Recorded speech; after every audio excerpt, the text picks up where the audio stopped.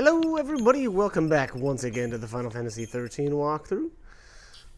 We are in just about to enter, I believe it's Orphan's Cradle here. Yeah, so we're still technically in Eden. Actually, yeah, okay, so we gotta run through Eden Hall first. Forgot about that. Not much here other than I guess there is a treasure sphere. And then right at the end I believe there's a little cutscene.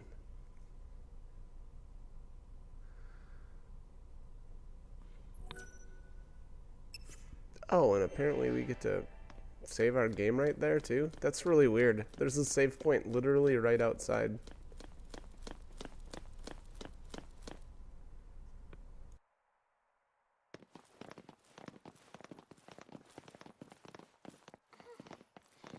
Where's the cavalry? If they made it this far, we'll see them soon enough.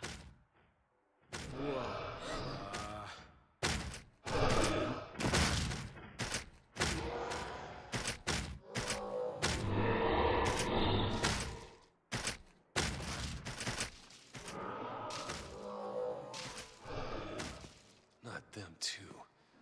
They're all Seath.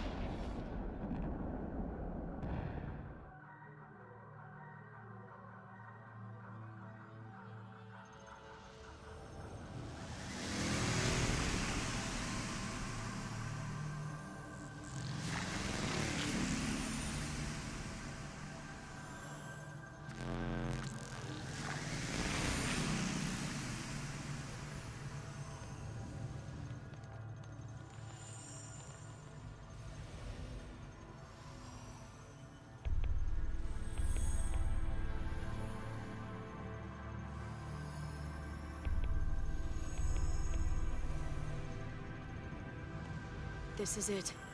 A lot of dreams died to get us here. And we can't let it be for nothing. You said it. It's not just our future we're fighting for.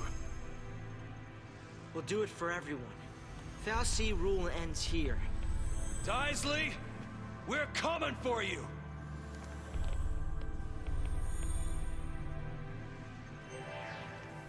Okay, so here we are in the Tesseracts, I guess this area is called.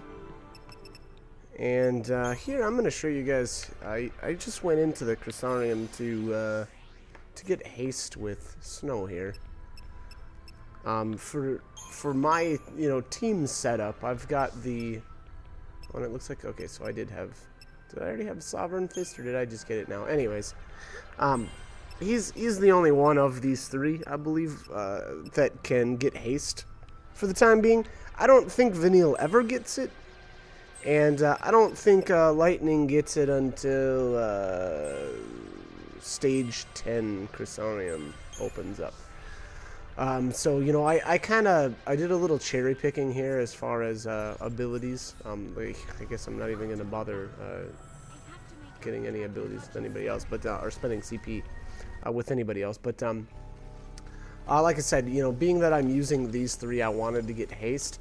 Now, the crummy thing about going down that route is obviously Snow is not, the Synergist is not one of Snow's primary, I guess, roles. Yeah, so, basically what that means is any CP that you spend there, you're just not getting as much bang for your buck as opposed to, like, if you were to, level with, or level that Synergist role with Hope or Sazh, because those are the only two that have that role as a, quote-unquote primary role. So, again, that can kind of, change who you may want to use and whatnot, but I like these three. It ended up working out just fine. It's just, again, by leveling up someone who's doesn't have one of those roles as their primary, you're just not getting as much stats out of, that CP. So, Again, is it a big deal? No. You know, I really feel like you need to use whatever characters you like. Now, if you're gonna try to use somebody other than, you know, Vanille or Hope as a medic, then we might need to talk, because that's gonna be pretty difficult. Not saying it's not doable, but it's probably just not the best. Now, here with these enemies here, or with these sacrifice enemies, I'm not. I think I end up either retrying or just not even completing these battles. Number one, I didn't get a preemptive, and I didn't try very hard. And the funny thing is about the specific two groups of enemies here is they're the easiest ones to get preemptives. It actually ends up making a really good farming location. And actually, what I'll probably do, and you know, if you're watching these videos in order, you will probably have already seen it, but I'm planning on making a farming guide for this specific spot, because I really like this spot. There, Vanille dies to the death spell. And again, you know, if you haven't watched the farming guide for this area, just keep in mind that these guys can cast that death spell and you know, have the potential to one-shot your character. So you know, again, just keep that in mind. But anyways, all right. So let's continue on here.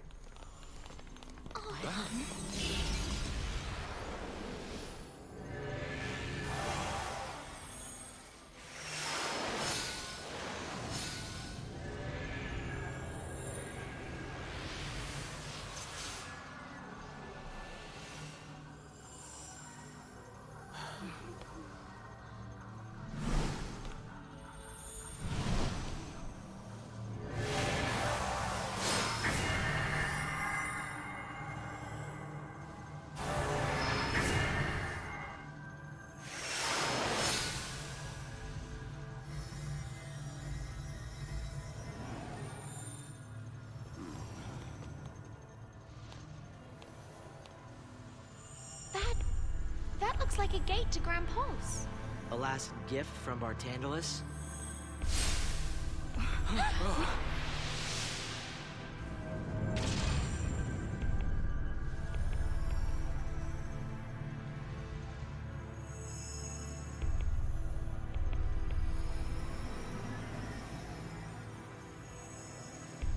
If we're gonna run away, now's our chance. So, guys, which way we going?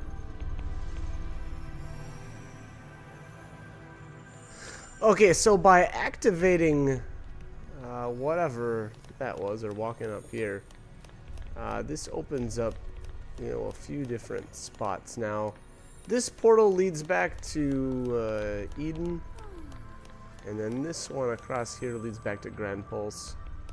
And then eventually behind us, like directly behind us, that'll lead to another spot. Now, I don't believe we can do anything there yet. Yeah, you can see the kind of like the way to continue on here is up here and to the right. Now, we're going to head up and to the left first, because there's a couple of treasure spheres over there. And so I feel like right now I have to point out that there are certain points that you'll not be able to travel back to. Specifically, this fork here to the left. Once we progress far enough, this area will not be available again. So, my recommendation: take care of this right now. You know, get the treasure spheres over here now. Don't wait, because again, this is a kind of a limited time deal here. So anyways, we're gonna take care of this. I think this is a velocycle, right? Yeah.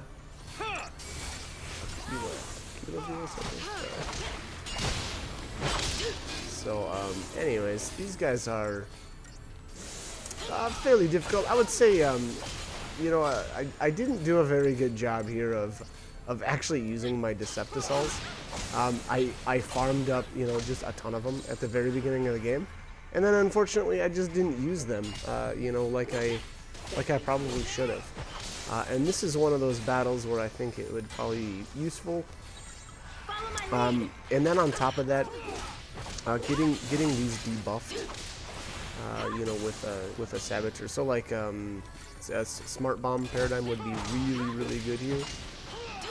So again, you know, you'll see. I don't remember what I get. I want to say like I think this ends up only being like a 3-star rating, but you know, that's partially why.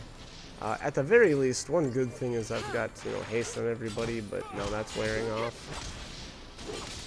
So actually, you know, even getting my characters buffed up now.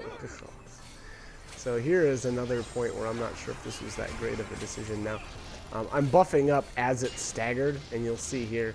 I mean, look at how close. Ugh. So, wow. Anyways, all right. So it's got at least 25 HP left. Now, this is that was a good time to point out the fact that I wasn't using Lightning's Army of One all that well, because for an instance like that where you've got the chain gauge extremely high like that, what you can actually do is use Army of One right before the stagger's about to end, and then if you've got, you know, like Snow or Fang acting as your commando, they can use their Smite ability multiple times, because that ability gets used right as an enemy is about to recover from stagger. So if Lightning is ripping through her string of, you know, attacks from the Army of One, they are able to use that command over and over and over. So you can do some kind of crazy stuff that you know, may not be you know, obvious, you know, but again, now it's a great ability to be able to use, and it's especially effective in times like that where the chain gauge is extremely high, and you know, the enemy is about to recover from stagger. So you just boom, use that you know, Army of One, and it'll keep them at that kind of that threshold for a little bit longer than, you know, you would, or it would normally would. Because again, you know, as long as she's going through all of her attacks with Army of One, the stagger gauge or the enemy won't recover. So, you know, interesting info to know. Hopefully that's useful. Unfortunately, I didn't, you know, take advantage of it nearly as much as I should have. And again, that would have been a perfect time right there. But anyways. This is, oh yeah, it's another one. So another Aquila Velo cycle, sorry. And yeah, I'm not sure. Oh yeah, okay, so we are in Smart Bomb. Alright. There we go. Alright, so yeah, he's all debuffed. Did I buff up too? Yep, we spent a good bit of time there buffing up. I'm not sure there if, okay, what's this command? Abilities. Monitor. Fog. Yeah. I'm not sure if fog is useful against those guys or not. I don't know. I'm not sure if they use any magic-based abilities. Anyways, we got a Libra scope here. So, you know, obviously with Vanille there being the Saboteur in that Smart Bomb paradigm, she eventually landed Fog. But again, I'm not 100% sure whether or not that, you know, is really useful or not. And then here is a new, I believe this is a new enemy, right? Yeah, the Megrum Thresher. Up to you on whether or not you want to use like a Decepticol or something, and actually, you know, you just gotta keep in mind, I'm not sure if all of these can or are vulnerable to rampant attacks anyway. So, you know, just keep that in mind. I'm gonna make my recommendations here, but as far as what it can actually be used against, I'm not 100% sure on that, just because it's been now a little bit since I've been through this area. But you know, I feel like this area, and you know, I mentioned it in some of the other videos there, that right around this point in the game, the battles tend to get a little more difficult, and you know, for most of the game, I feel like if you've got haste on your characters, you know, you can almost just breeze right through, you know, the majority of the easier battles. But at this point in the game, it becomes a little different, and I think debuffs become quite a bit more important. Now you can see here, I just absolutely shred this guy once I stack the debuffs on him. So, you know, they give me 5 minutes there to beat that fight, and I beat it in 1. So, you know, that can really show you the power there of the debuffs. And then we get a Millerite, and I think this is a Cherub. Yep, Cherub's Crown. Cherub's Crown has a kind of like death resistance. Now, obviously, we're running into some enemies here, especially the sacrifice enemies that are casting death, and I don't know. I feel like it's just not really worth it. I'll be completely honest. I don't feel like that's ever worth it. Actually, there's one other fight later on in the game that you could argue is you know, good, or that's good for, but even then I can't recommend it at all. I just don't think that normally those items aren't really worth it. There's a couple of marks in the game that, you know, you'll benefit from, you know, some sort of like fog reduction or daze reduction and that kind of stuff, but you know, those are few and far between, and those are really specific scenarios. So I guess keep that in mind. I don't think I equipped a Cherub's Crown at all.